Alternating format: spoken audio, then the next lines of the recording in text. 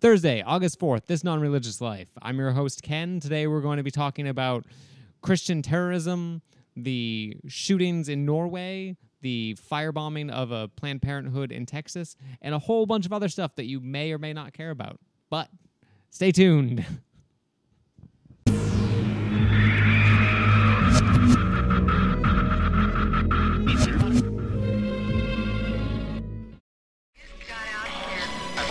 Christian. Jesus died on a cross. I go to church every Sunday. This got out here. Then I read that Jesus died on a cross for a rotten hooker. The very lies the serpent told to Eve in the Garden of Eden. Garden of Eden. Garden of Eden. The gospel of Jesus Christ. Spread confusion and promote lies. The gospel of Jesus Christ. Spread confusion and promote lies. The gospel of Jesus Christ.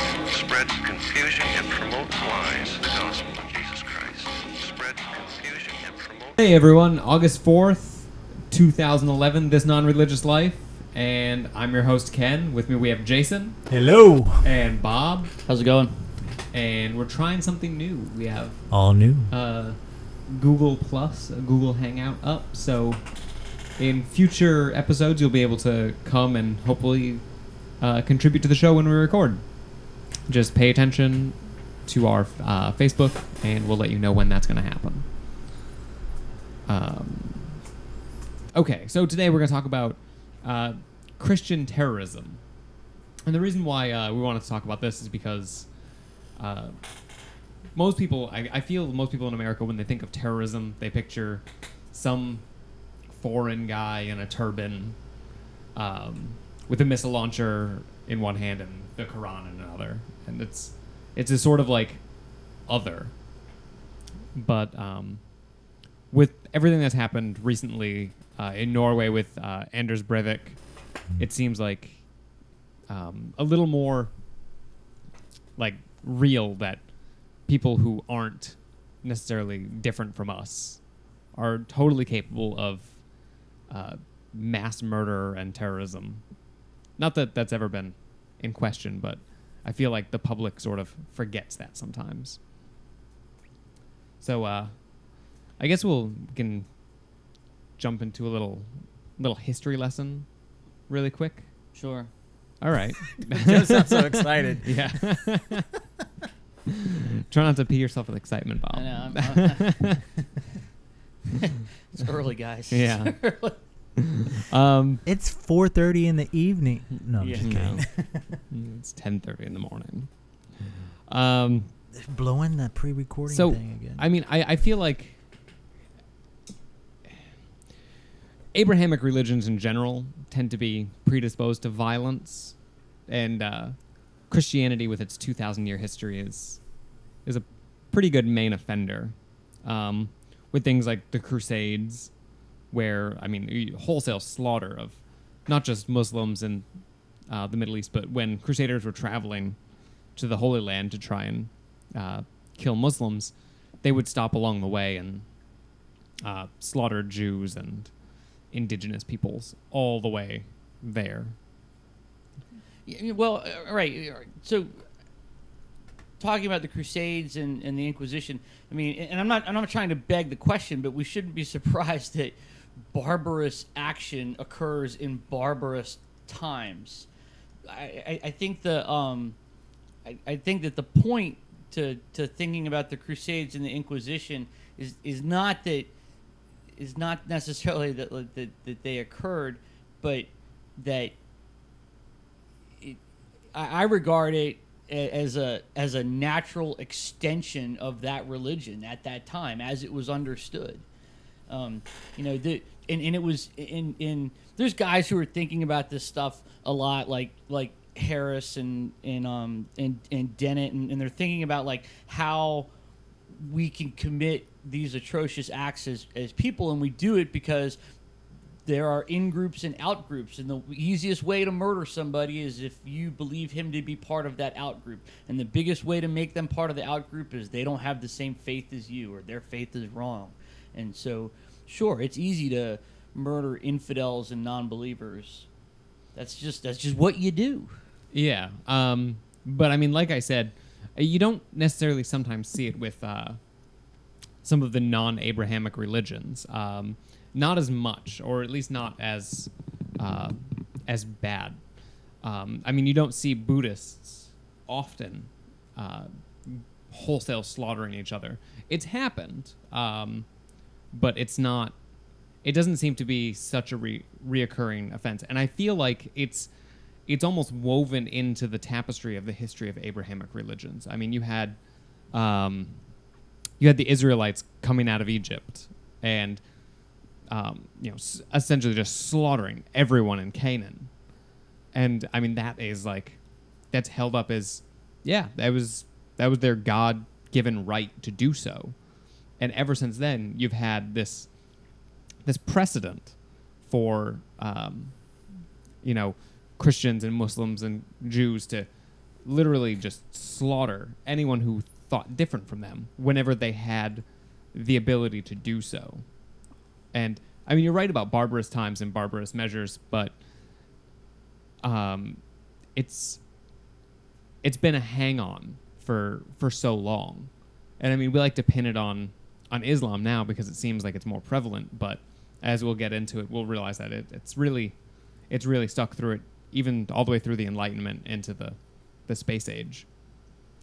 Well, as far as like the slaughter of the Canaanites, we asked Dr. Price about that, and his take on it was fairly interesting. That it was like, one, he sort of maintains that it didn't really happen, and it was I don't know if I should take it as more of a parable or allegorical, but we could discuss that and maybe come to some consensus, but lots of people look at that as though it did occur and it does justify their actions as the Word of God, and so that could be I don't know the biggest misreading of a parable ever.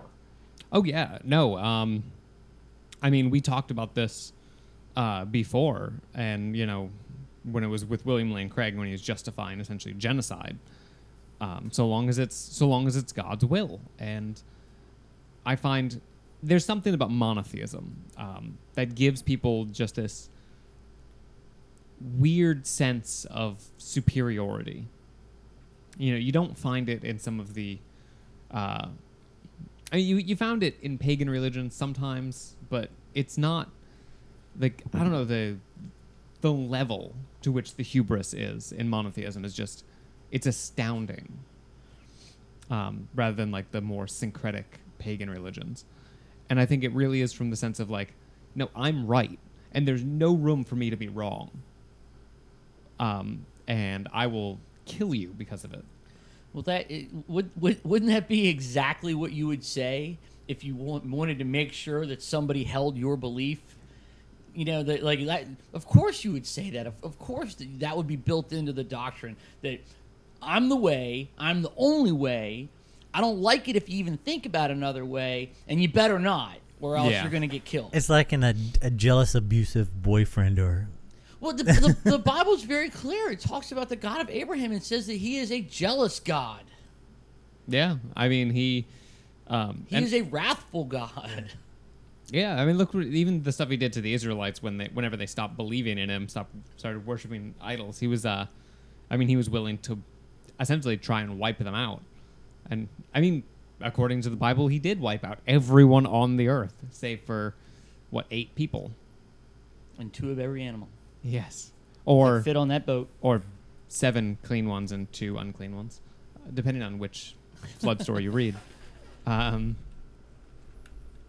but I just think you take a culture where the deity is that way, the deity is wrathful and jealous. Of course, the natural extension of that faith system is going to be you level that wrath on someone else, some other out group. Yeah. And that's why I say that the Crusades, Inquisition, natural extensions of Christianity. Oh yeah. Now I'm glad to see that. I'm glad to see that they've moved beyond that. That's good, but it's a shame you had to go there to begin with. I wouldn't say moved beyond.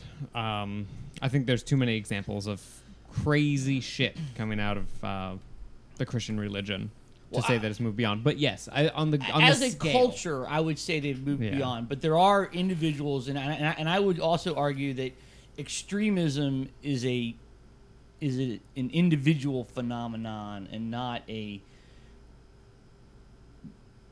cultural phenomenon, I guess.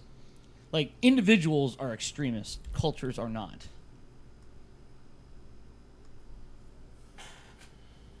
I don't know if I agree with that. I mean, like, no man's an island. He's influenced by the society he's in.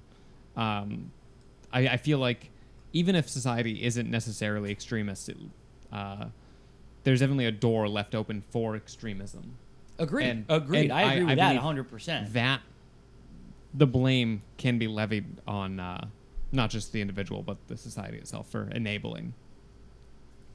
Well, yeah, yes and no. I mean, you know,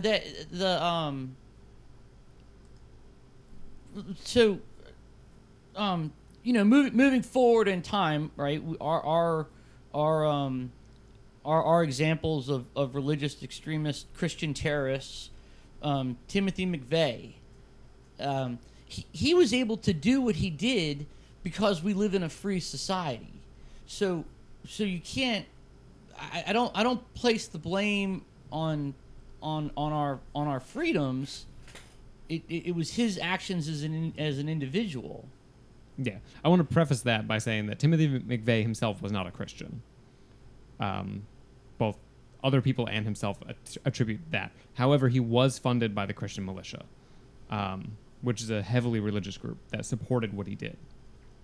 But I mean, there's an example of extremism not in the individual, but as a society. I mean, it doesn't have to be society at large, but even just sub and countercultures that exist. Well, within agree, right? society. Look at David Koresh in Waco, Texas. I mean, that was an insular culture that slowly built itself around one individual, and they're able to do these things because of the free society in which we live, and that and I'm not saying that to imply that we should limit our freedoms. I just think that it's kind of the cost of living in a free society. But having said that, we you know, what is it? Whoever said the cost of freedom is constant diligence. Yeah, I mean, it's definitely the catch-22 of a living in a free society, is where you have the freedoms to do stuff and pursue happiness, but at the same time, people have the ability to pursue evil means, and I think they happen pretty regularly, both sides. Yeah, you know, right. And if you're going to look at David Koresh in Waco, Texas, what about the Jonestown massacre? Oh yeah. I mean, that was entirely religiously motivated, and right, that guy was a nut. And I don't know how many people died. Was it in the thousands? God, yeah, it was like I want to say it was like 6,000, but hold on, let me see. That was, you know. You can tell what I look at on my computer when I type in JON in my little Google bar, and Jonestown's the first thing that pops up. Yeah, you're a morbid dude. Man. But I would classify him as a Christian terrorist. I mean, he engineered the murder of his own followers. Yes. What is it? Where's the number? That's just going to be the city. You got to look at you got to put down like Jonestown massacre. Okay.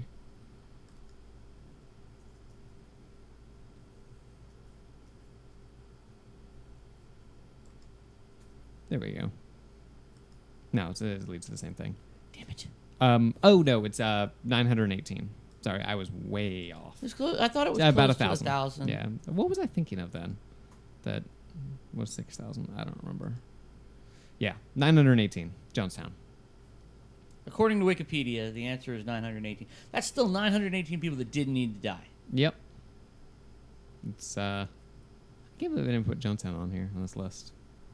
Oh, well. Or the Branch Davidians. So moving forward. I mean, Another modern example, Christian terrorist organization, is the Ku Klux Klan. Do you know until the 60s they didn't let Catholics in? They're crazy. Yes. But, here's the thing about the Ku Klux Klan is, until they lynch somebody or burn down a church, you kind of gotta. They have the right to assembly. It's a constitutionally guaranteed right. They have freedom of speech. They can say what they want, but until they hurt somebody or impinge upon someone else's freedoms, they have to be allowed to exist. And I hate that they exist. I do. I really hate that they even are around. But it's people have the right to whatever crazy belief they hold. I can't. I don't know. I kind of disagree. I agree that freedom of speech is so important, but incitement to violence is where I myself have to draw a line at incitement to violence. You can say whatever the fuck you want, man, but the second you are encouraging people to act violently against other people, Thomas Jefferson. Yeah, governments wouldn't. Thomas Jefferson, was the one that said that how did he put it about I don't know, sort of fighting for his freedoms, and he said as bloodily as need be, and he incited violence in people against an oppressive government. So I mean, I know it's a really hard issue. Yeah. It's hard and it's complicated and it's nuanced, like so many other things are.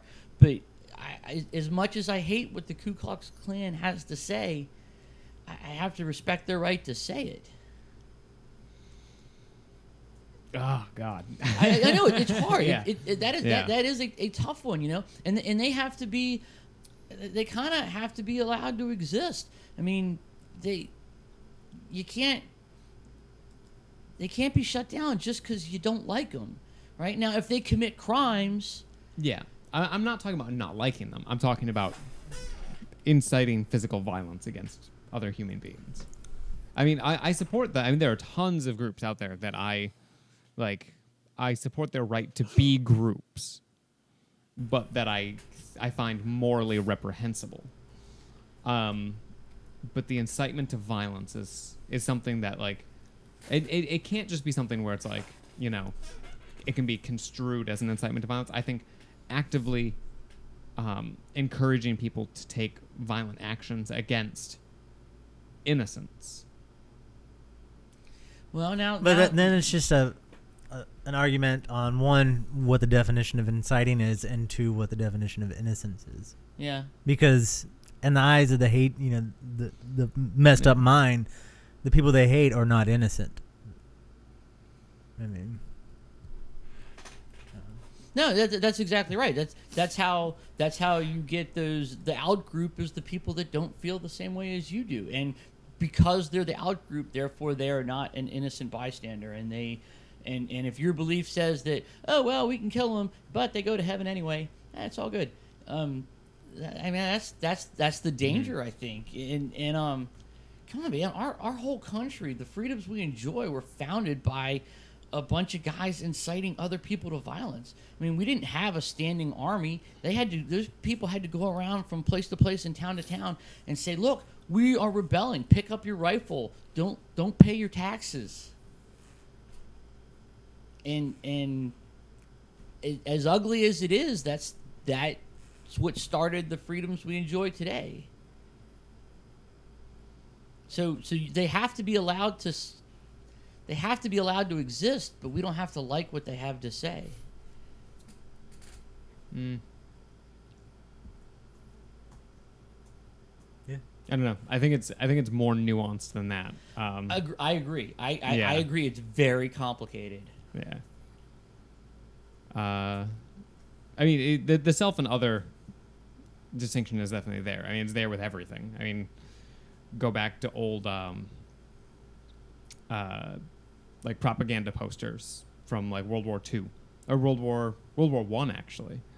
I saw this amazing American propaganda poster against the Germans, and it pictured the German soldier as this gigantic gorilla in a, you know, like a pit helmet with the spike on the top, and it was like, you know, help stop this crazy brute or something like that. Well, yeah, the only way that you're going to get somebody to disliked enough to kill them, to cause harm to them, is to paint a picture of them being subhuman into the aggressor. Dehumanization. And I mean that's the way it's done for everything across the board.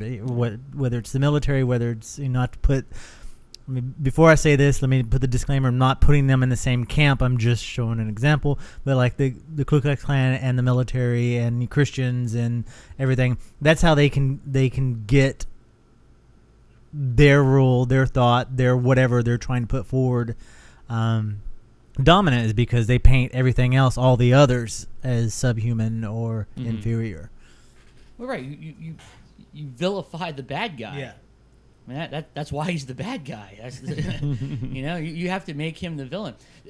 You know, I think it's interesting. Like, right. So, you know, I'm sure we all grew up with westerns and cowboys and Indians movies, right? Yeah. The Indians are always the bad guys in those movies, right? When you were a kid and you played cowboys and Indians, who was the bad guy? The Indians, every time. That's just, and that was shoved down our throats. You know, I mean, that's considered to be part of Americana. And there's a whole race of people that are painted as the villains.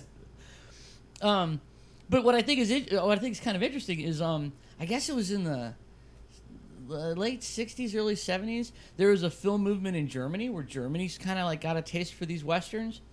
But the German westerns were much different in that they did cowboys and Indians movies, but the Indians were always the good guys. And the bad guys were the cowboys encroaching on their land, and they held up things like the noble savage and you know, the naturalistic fallacy. But, you know, they're telling these stories from the exact opposite perspective, where the bad guy cowboys are riding in and, you know, stealing the land from the innocent Indians. And, you know, so it's a whole genre of films from almost the complete opposite perspective.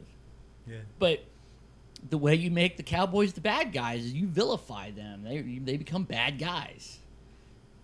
I mean, it's 101 for every film, for every superhero comic book, from every movie. They always try to paint that one. Like, let's take horror movies, for example. There's always that one character, especially in more modern, that is supposed to be the good guy, but he's such an asshole. You want him to die. Did you see? Have you guys seen Captain America? Not yet. No. It's really good, right? But there's a scene in Captain America where, you know, the little Steve Rogers, he's talking with the general played by Tommy Lee Jones, and he's like, you know, he's trying to get in the army. He wants to get in the army so badly, and he's talking to him, and he's like, "Son, do you want to go and kill Nazis?" And you know, asks him point blank, and his answer is very interesting, and it's very telling of our modern culture, where he says, "I don't want to kill anybody. I just don't like bullies." And so the implication there is that, you know, the Nazi party, they're not just bad guys deserving death. It becomes more like justice, you know, like now they're the bully, and we're going to be the righteous person stepping in to intervene. Now, I'm not saying it wasn't right to do so. I'm just saying that's the picture that we paint. And rather than just make them the bad guys, because come on, man, don't you remember, you know, Iger Sanction and Kelly's Heroes and what was it, Cross of Iron, one of my favorite Peckinpah movies? The Nazis were bad guys. Yeah. Right? They're all really bad guys in these movies.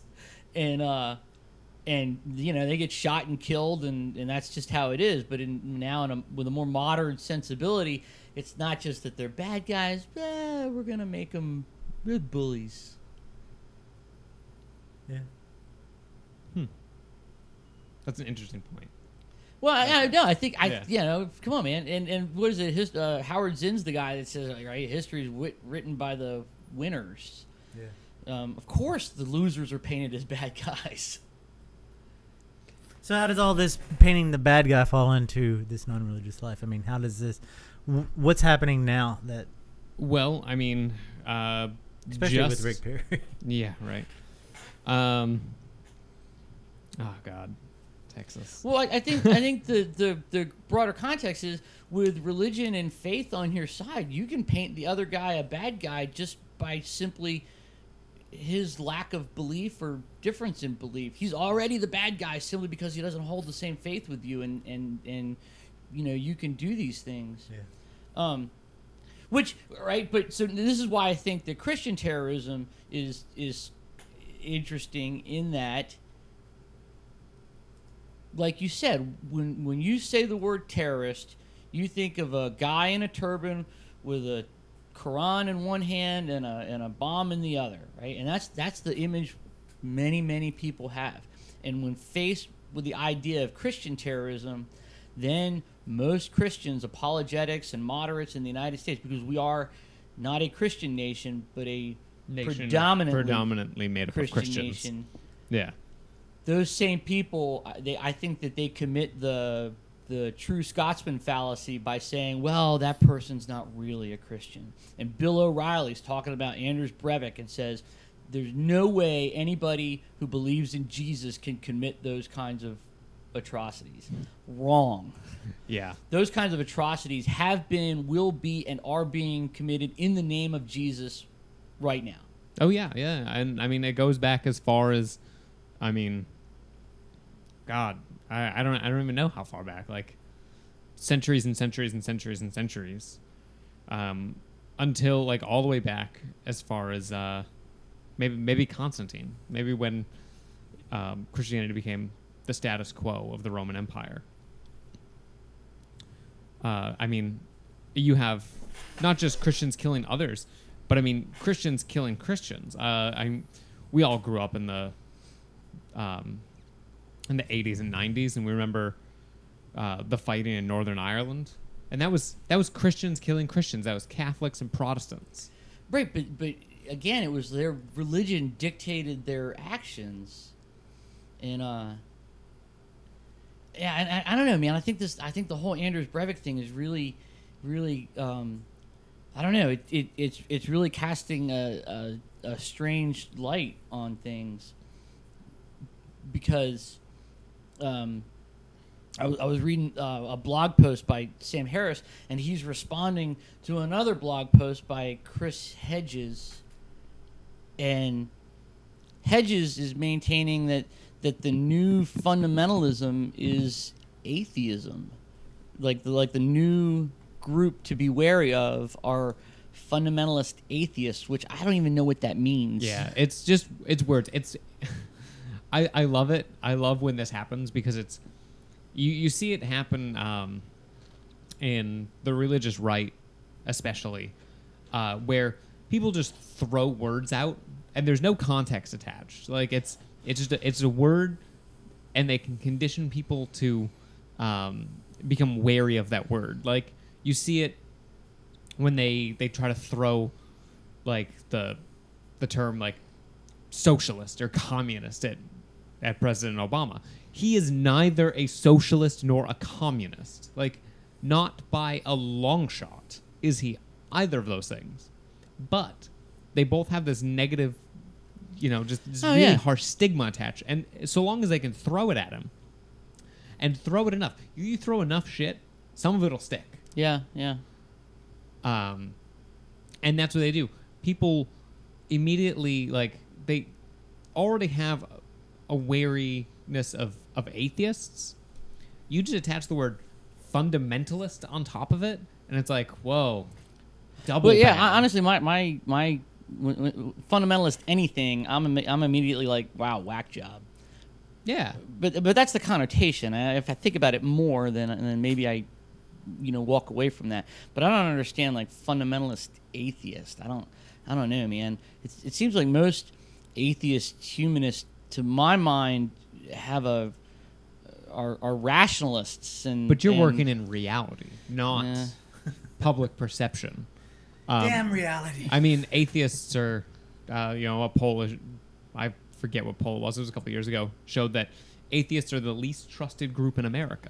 Yeah, I saw that as well. And that actually kind of makes me worry about it. Like I don't know, man. I've lived my whole life in this sort of, I don't know, insular world where, as a as a white dude, I don't think I've ever been discriminated against. I don't even know what it's like. And so I'm like, man, one day I'm going to get discriminated against because I'm an atheist. Like, my landlord's going to come to me who you know, they're lovely people, but they are very Christian, and they're involved in the National Day of Prayer. And so they're very, very involved in their faith. And that's fine. I respect their beliefs to do so, but I'm just waiting for the day when I'm told, like, hey, you got to move because we don't like a dirty atheist living in our building.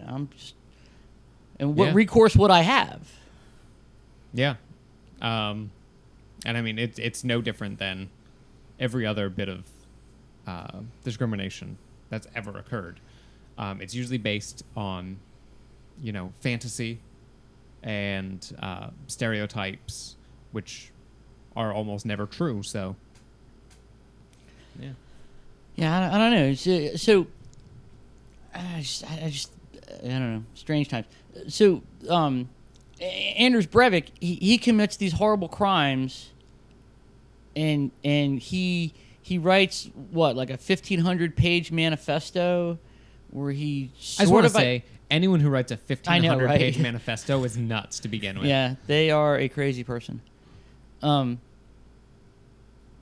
in it, like, he says he identifies as being a Christian, but he doesn't, and then they say, well, he has to have a personal relationship with Jesus to be a Christian, but then he says he doesn't. Is this the true Scotsman fallacy? I'm not sure. And to bring it full circle, Dr. Price was talking about the whole idea of the personal relationship with Jesus, and it is not found in biblical scripture at all. It's a relatively new thing to Christian fundamentalism.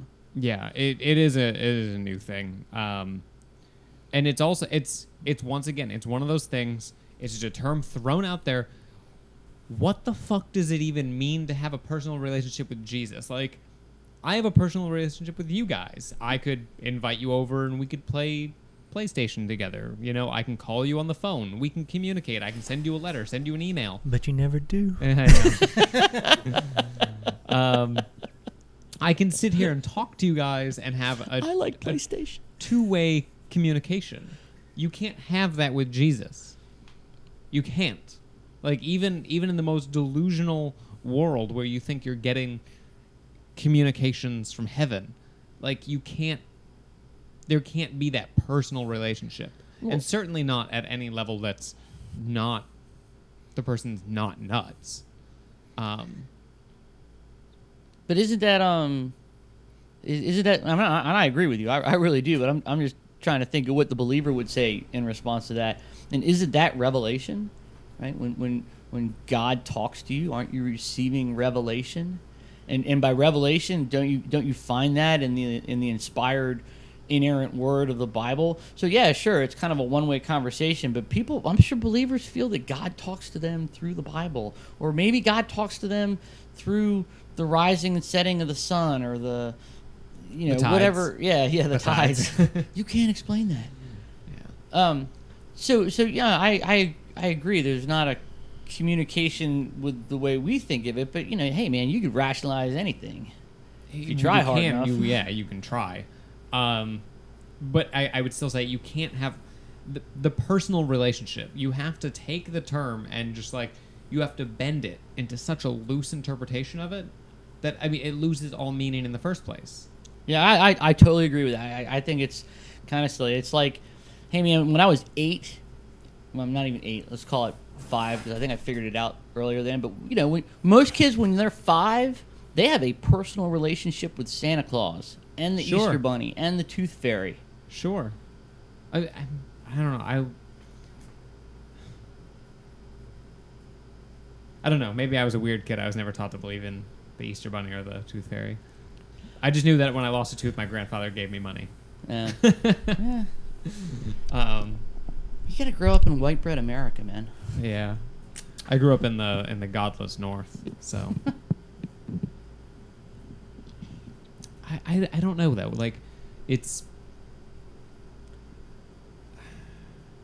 I have such a hard time imagining any rationalization for any sort of like personal relationship argument. The air quotes have to be so heavy that like. Yeah, but wouldn't I don't that understand be? how you don't break your fingers when you do it. I mean, but wouldn't that be first and foremost? Like, let's take the position of L. Ron Hubbard, right? You know, like writing made some money, but the real money was in religion, and so if you wanted to establish your own religion, I would say the first thing you do is your dogma is you have to have a personal relationship with whatever deity we're espousing, because that way when you have that personal relationship, then that deity can say, give me all your money, go kill this person, don't do this, do that. It's that the strength of that personal relationship that may or may not be there, and I agree it's kind of fucked up, but it's the strength of that relationship that allows people to do the things they do. I totally understand why the church insists on it, and they say that you have to, because as soon as people say, I have a personal relationship with Jesus, they're that much easier to manipulate. And I mean, let's be honest and not mince terms here. That's what religion is manipulation. I mean, it may not necessarily be sinister. Yeah, I agree. I was just going to sinister. say that. Like, I don't see it as a sinister It's thing, not. but I mean, it is manipulation.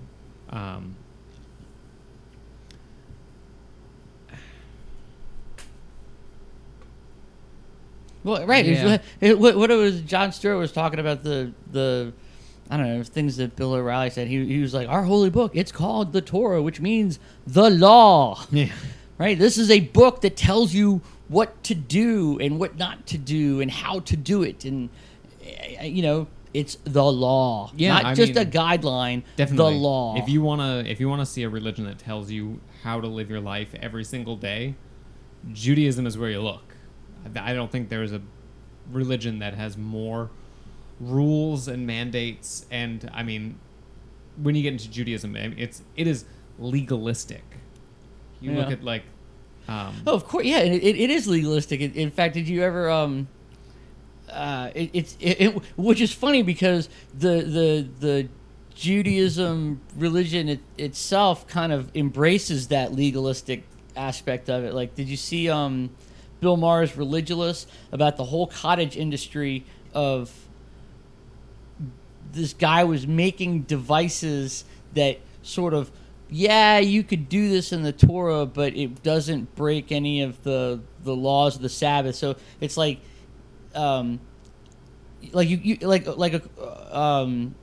Orthodox Jews will, on the Sabbath, you can do no work, right? So Yeah. even flipping a light switch is forbidden, right? You can't even turn a light switch on. So the guy has some funny device where it like turns the light switch on for you. You didn't actually do it, but this device does it for you. So the light switch is still on. So you've obeyed the letter of the law, but you've managed to circumvent it. Yeah. And I think that's kind of funny, actually. Yeah. What they have is it's called the Mishnah, and it's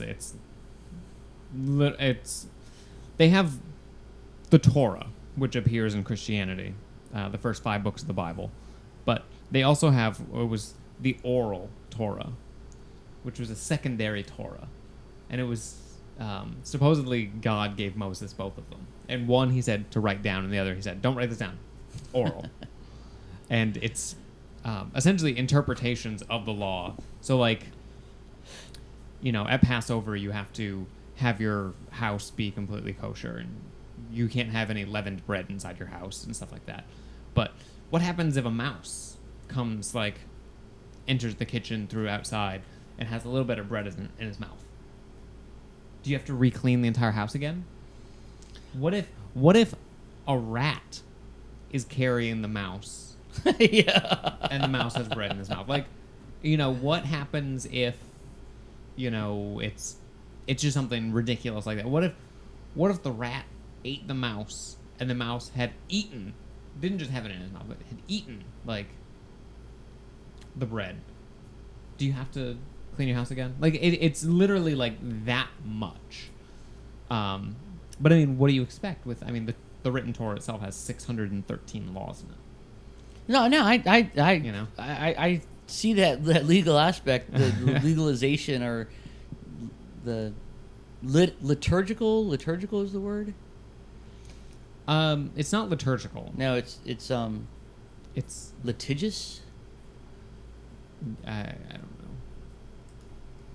It's just legalistic, is what I call it, because it seems like lawyers sitting down and trying to figure out a way to get around some sort of like copyright law or something. Yeah, but all right, so it's kind of like Chris Rock says, right, where he's talking about, people are dying because they're eating pork. Well, how do you get people to not eat pork? Well, tell them God said it. God said don't eat pork. That's how you get people to do anything. Tell them God said to do it. And if you can get them to not eat pork, then you can get them to kill the guy down the road because God said to do it. Yeah. Well, I mean, look at neither of you guys grew up Catholic, so you're not going to understand what I'm talking from.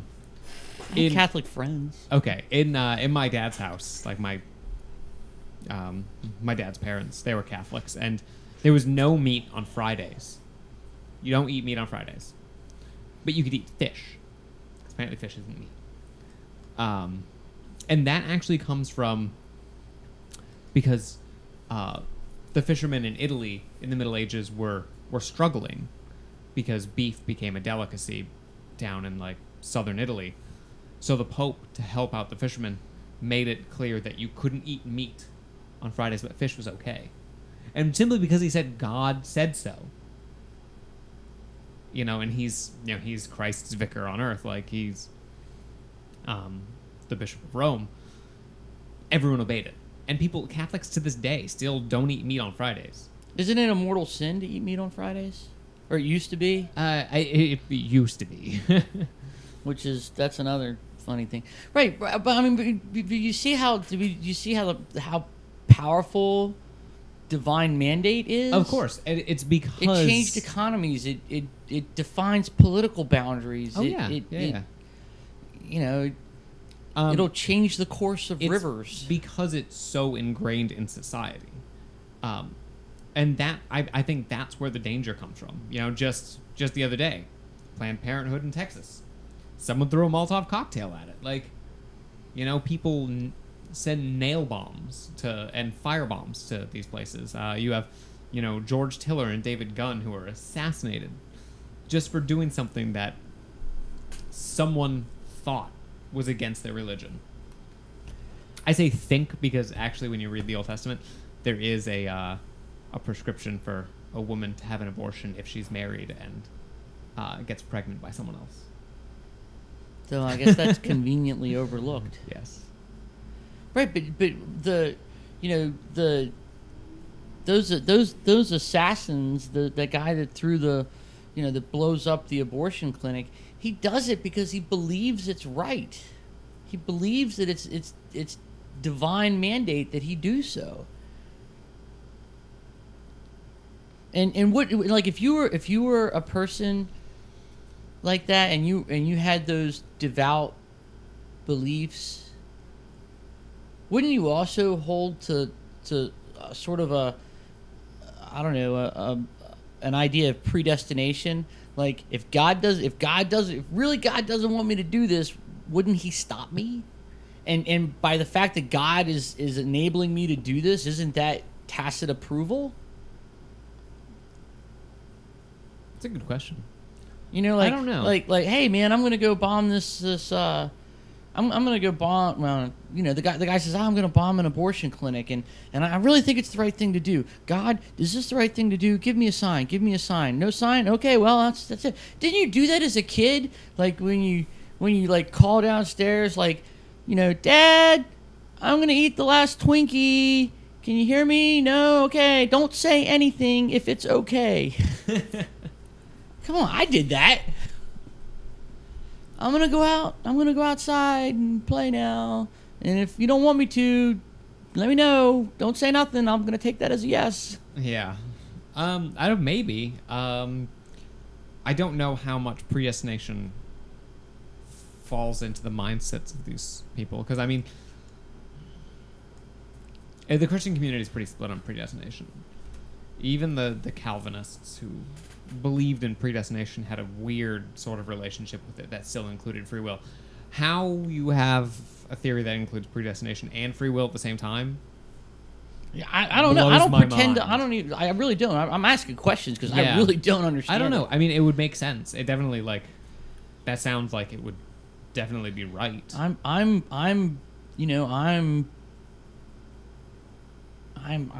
enacting the will of God. God didn't really want me to do it. He'd stop me.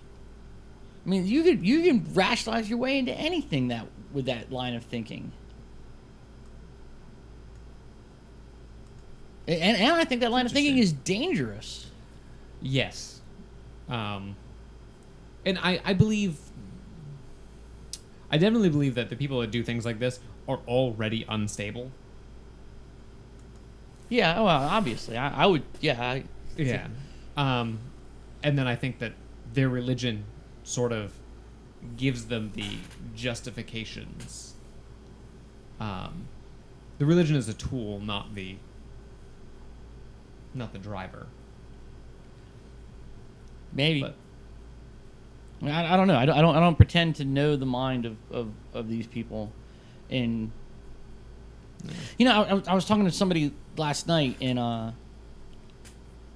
she where she got it from somebody else, but it was, you know, they're talking about religion, fundamentalism, and enabling people to do things, right? How it enables people to do things, and she's, you know, she's a big atheist meanie like me, and but she said that, you know, yeah, I'll tell you what religion enables you to do. She says science flies people to the moon, religion flies people into buildings. That's what religion enables you to do. I don't think anybody's made scientific achievements that were divinely inspired. It just doesn't happen.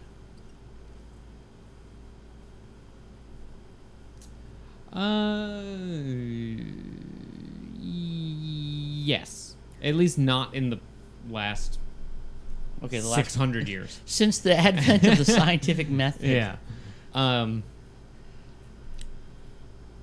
Yeah, I believe that religion is a hangover from when society didn't have science. And we needed, you know, we're humans, we're curious. We like to understand things. We have a big brain that's made for thinking. But we also tend to, if we don't know the answer to something, make something up. Yeah, but wouldn't you say that you know, religion can be the driving force between, or the driving force behind many atrocious acts. Much barbarism throughout history is derived from religious thought, whereas I would argue that scientific thought frees you from those things. I don't know of any, or I can't think of any, and I'd like to be told if there are any. I don't know if there's been a jihad of science. Like when has there been a battle over scientific ideologies where there's been bloodshed? Not over scientific ideologies, but a lot of the racial typologies and the looking down on other cultures, ethnocentrism, actually came out of the social sciences. Agreed, and I see your point there, but I would also say that science is self-correcting, and that now we have new data. The perspective changes. Yes, but that's kind of a cop-out. No, it's not. That's the self-correcting nature of science is what makes it. What makes it science, not dogma. Well, yeah, it's not dogma. But I would say at the same time you can't explain away past atrocities. No. Well, go back and explain, just to give a little bit more background to what you were talking about, that it came out of social. Okay, the Just real quick, just social so we can- sciences, essentially like anthropology, and then it's offshoot sociology, gave rise to a lot of stuff. Like if you read Emil Durkheim, I believe I want to say it's in his division of labor. He talks about cranial sizes, and I mean this is very, like, for his time in the 1800s. This is very scientific stuff, and he's talking about how the modern Frenchman had the largest brain as opposed to people living in Africa and Papua New Guinea and stuff like that. And I mean, Durkheim was kind of an armchair philosopher / social scientist, but I mean he's also essentially the father of sociology and anthropology, and a number of other departments in any sort of university setting. And I mean that was the basis for a lot of things. You have the racial typologies that came out of the 19th century that set up, I mean there were a ton of them. The most recent one was the idea of the Caucasoid, Negroid, and Mongoloid types of humans. And I mean they literally categorized very scientifically and then set one above the other. Now, completely outdated. No one follows these anymore aside from a few fringe people. There was a psych professor at my old university who was totally into it, but he had tenure, so they couldn't get rid of him. But he wasn't allowed access to grad students or anything like that. He wasn't allowed access to people. He actually he taught all his classes over intercom and graded all his papers by student number, because he admitted to the fact that he was totally disposed to grading on a curve where if he knew someone was of African descent, he would naturally give them a lower grade. And if he knew someone was of Asian descent, he would naturally give them a higher grade. Well, that guy's a monster. Oh, no, he's awful. He's awful. And as far as I know, he's still at Western. But he has tenure. So what can you do? Yeah. But anyway, so going back to how... I just think, I mean, I think it's a rewriting of history to say that science is innocent. No, okay. I mean, even today, I mean, just the same with religion and science. There are people, I mean, corporations do it time and time again to use science to justify their means, their product. Yeah. Tobacco companies did it. If you going back to diet, there are studies out there saying, well, you got to eat to your blood type, and scientific proves this. That's junk science. Well, no, I know, but I'm just saying. I mean, the conversation was that religion gives power to oppress the lesser, and science is self-correcting and stuff. But science is, and the reason I wanted you to bring up the social aspect of it is because it doesn't matter if you can have science or religion and you have all the facts put out in front of you. It's the messenger can twist it and make it to whatever agenda that they have to push it. Okay, agreed, but you know, religion's been doing it for at least 2,000 years, if not longer. I mean, I would say longer than that, but I mean, the scientific method's only been around for. So, but they're doing it now. I mean, there are companies who are using scientific method to spread false evidence about, like, you know, a product or a belief, or, you know, yeah, and it may be happening more in the modern times now, just because maybe of how young it is. But people are, I think, for whatever reason, when people tried to put advancement of their wallet or whatever they see is better than advancement of people, that they'll perverse religion or they'll perverse science, whatever. I agree, and that does happen. However, by its very nature, science is self-correcting. So ultimately, that person will be proved wrong. Yeah. If they are, you know what I mean. Like, whether they're right or wrong, we'll see. And if they're wrong, that will be demonstrated. And if they're right, they'll be vindicated. And so it's hard to say, but I guess I'd much rather live in the world that gets better than the world that stays the same, living according to dogma that's 2,000 years old, that keeps telling you to do the wrong things over and over again. Yeah, no, I would agree. And I don't know. That's an interesting point. So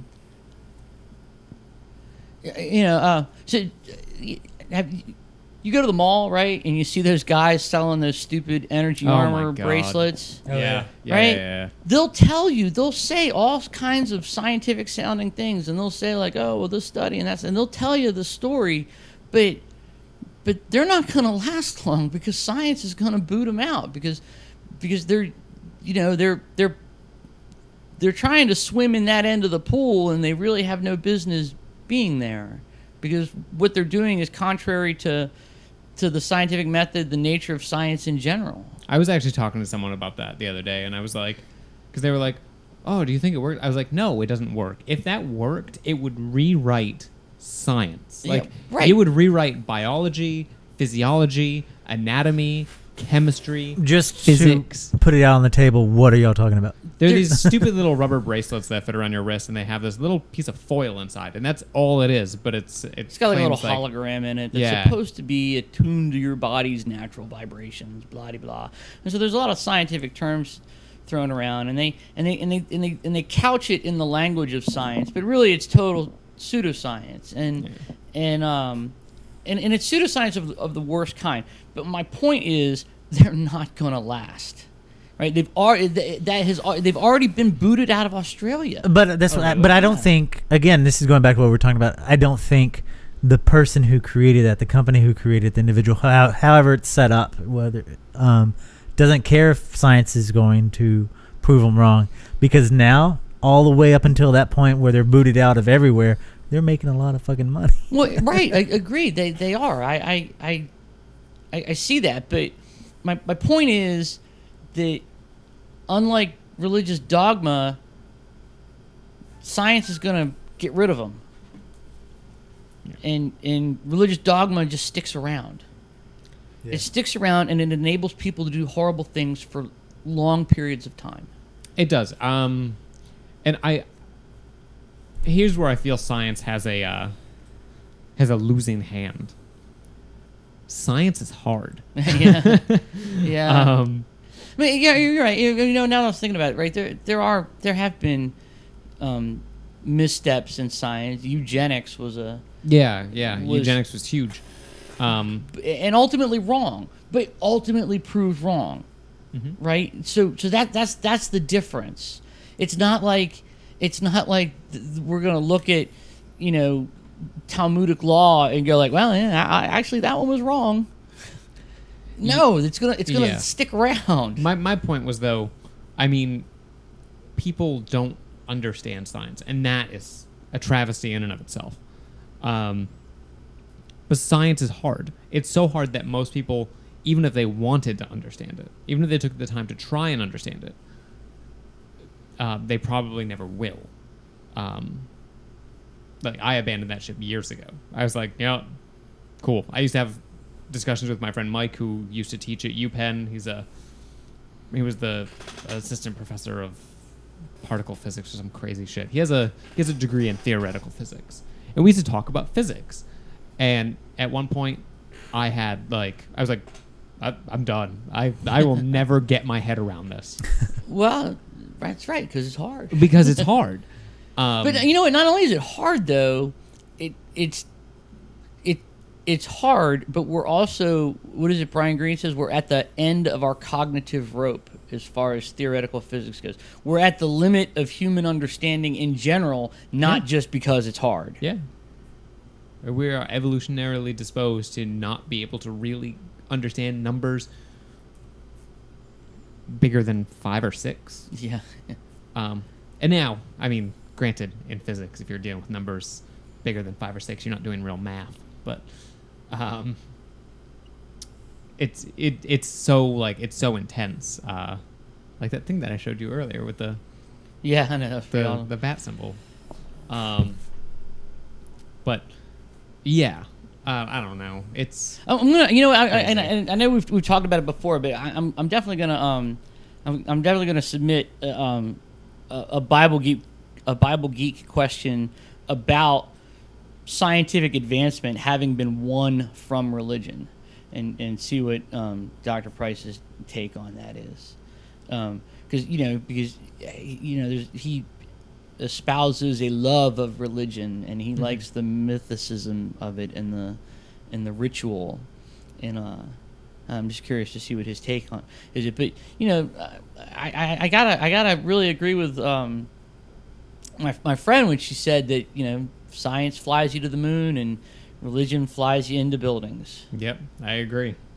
And I think you're right.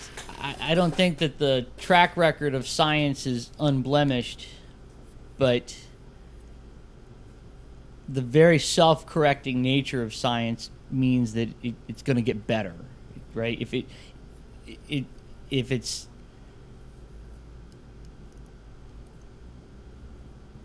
I don't know. That's a. I'm trying to frame the statement adequately, but things that eugenics was wrong, right? Science came up with eugenics, but then science ultimately put it down. So what you're saying is there's euthanasia in science, but not in religion. Yeah. So we're getting to the end of our rope here, not our cognitive rope, but I don't know. our temporal rope, if you will. So I just want to touch on the fact that to Dan Porter, we're still waiting. Love to have you on the show. And yes, Bob Price still has a beard. Yeah, right. And also, if you've watched a lot of the previous episodes, we were doing a big fundraiser to get us to Texas. Ultimately fell short. Won't be going to Texas. However, after talking with our wonderful donors, thank you. Yes, thank you so much. We decided to reinvest the money that we ended up getting into a new computer to help us put everything together, and hopefully you'll see some big improvements in the show. There's definitely going to be big improvements to the show. Yeah. Like, for example, now we are, we announced it at the beginning of the show, we're going to start doing Hangouts, Google Plus Hangouts. So if you're Google Plus, circle us, either me, Bob, and Ken, we're all in there. But definitely circle me, because we can't have a This Non-Religious Life page yet, because Google is not allowing that. But eventually that will happen. But right now, circle me, Jason Bayless. You can find it. We'll do Hangouts every recording of the show, so you can actually, if you have questions during the recording, you can be a part of the show, and then you'll be in the final broadcast. So, and we're not being allowed to do that before because of limitations, but now that because of your donations and investments into the show, we're allowed to do that. Also, don't forget to tune in this Saturday for The Talking Dead, because it is also the weekend of where we were supposed to go to the response Texas, yeah. in Texas, Governor Perry's event with the American Family Association. Apparently, they're setting up live webcast all over the state of Texas during this, and so we're going to try to tap into that and have a crossover show. And that would not have been we would not have been able to do that without the investments again. So we want to thank you for everything you're doing. We are growing. We're doing it slowly, but we are definitely growing. New things are coming. It's just uphill from here. Not uphill, but you know what I mean. All right. So with all that said, just remember you can always contact us. You can give us a call. We don't get enough phone calls. People don't use the phone anymore. Well, we get phone calls. It's just not from this show. Yeah. So 757-337-2195. Leave a voicemail. Let us know what you think. Give us questions. Something to talk about on the show. Sometimes it's hard to come up with new things. No, it's not. Just read the news. Yeah. I don't read the news. It's depressing. You can email us. nonreligious@zombie-popcorn.com, and you can like us on Facebook, facebook.com/thisnonreligiouslife. I think I was grumpy today. I think you were too. You sat down and you're like, I thought you were. It just occurred to me. I'm like, yeah, no, doesn't read the news. Goddamn. yeah, right. I was like, holy shit, man, I'm an asshole. Have a cup of coffee before you go. I did. I did. I think we gotta maybe we could record like After at 3 lunch. o'clock in the afternoon or after nap time or something. Oh my god. I'm a After Bob's dick. had his Lunchables and his nap. Damn you. Juice box. Yeah, right. And a hug. Yeah. All right. So Give out I'm all this sorry, stuff Ken. again because you haven't. it's okay. Until next week. No, you didn't give out everything. Oh, what? Yes, I did. You did. What else is it? You again? got cut off on the email and stuff. I didn't get cut off on the email. I delivered it all, and then he started talking. Okay, sorry. then never mind. So it's all there. If not, you can put it up on the screen post production. Damn it, making me edit. Yeah. Anyway, Until next week. good night. Good night. Jesus got out here. I thought I was a good Christian. Jesus died on a cross. I go to church every Sunday. Jesus got out here. Then I read that because Jesus died on a cross for a rotten hooker. I thought I was a good Christian. I go to church every Sunday. I thought I was a good Christian. I go to church every Sunday. I'm a very religious person. I thought I was a good Christian. The very lies the serpent told to Eve in the Garden of Eden. Garden of Eden. Garden of Eden. The gospel of Jesus Christ. Spread confusion and promote lies. The gospel of Jesus Christ. Spread confusion and promote lies. The gospel of Jesus Christ. Spread confusion and promote lies. The gospel